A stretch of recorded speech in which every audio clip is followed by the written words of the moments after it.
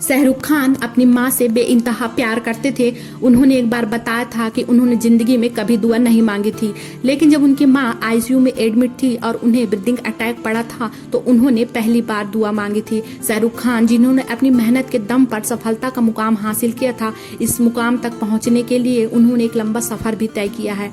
इस सफर में कई लोग उनके साथ थे, लेकिन उनके माँ बाप का साया नहीं था। जब सफलता उनके कदम चूम रही थी तब वो अपनी माँ फातिमा खान को बहुत याद करते थे।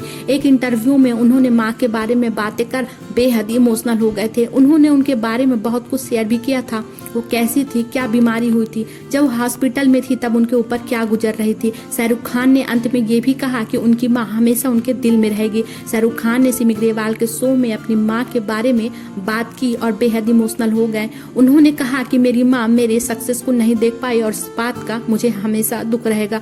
वो बहुत सोशल थी और उन्हें लोगों से मिलना अच्छा लगता था। उन्होंने बहुत प्यार दिया। पिता के गुजरने के बाद उन्होंने ही घर को संभाला। वो बहुत अमीर फैमिली से बिलोंग करती थी, लेकिन उन्होंने सब कुछ अपने दम पर किया। शाहरुख खान ने ये भी बताया कि उन्होंने अपनी माँ को कैसे खो दिया। वो कहते हैं कि मैं गोवा में शूटिंग कर रहा था, उन्हें डायबिटीज था और मैंने सुना कि वह ठीक नहीं है। मैंने उनसे बात की लेकिन वो मुझे ठीक लगी। जब मैं शूटिंग करके वापस लौटा तो मैंने देखा कि उनके पैर में जख्म था, वो फैल रहा था। वो बहुत छोटा था लेकिन तेजी से फैल रहा था। उन्हें हॉस्पिटल में एडमिट कराया गया। पता चला उन्हें सेप्टिसेमिया हो गया। सब कुछ अचानक हुआ। उन्हें जनवरी में सब कुछ हुआ, फरवरी मार्च में सब कुछ होते होते अप्रैल में उनकी मौत हो गई। वो 3 महीने बीमार रही। शाहरुख खान ने उस समय उस दौर के बारे में बताया कि इसके लिए मैं तैयार नहीं था, लेकिन वो इससे पहले भी पिता के मौत के समय इस दौर से गुजर चुके थे।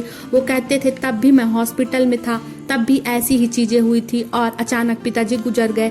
ऐसे ही माँ के साथ भी हुआ। मुझे याद है कि मैं दुआ नहीं मांगता, लेकिन जब आईसीयू में उन्हें ब्रीदिंग अटैक आया तो मैं हॉस्पिटल के पार्किंग एरिया में गया और मैंने अपनी जिंदगी में पहली बार दुआ मांगी।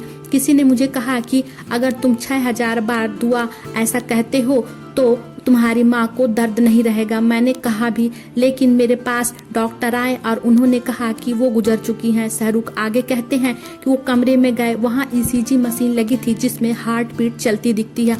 वो बताते हैं मैं ये मानता था कि आप तभी पूरी तरह मरते हो जब आप जिंदगी से पूरी तरह संतुष्ट हो, इससे पहले आप नहीं मरते। यह सोचकर मैं वहाँ बैठ गया और माँ को दुनिया भर की परेशानियाँ बताने लगा कि मैं खुश नहीं रहूंगा, मेरी बहन खुश नहीं रहेगी और मैं तुम्हारी बेटी से मिसबिहेव करूंगा, मैं उसे अच्छे से नहीं रखूंगा, मैं बुरा आदमी बन जाऊंगा। लेकिन इस सब से भी कुछ नहीं हुआ और वह हमें छोड़कर चली गई।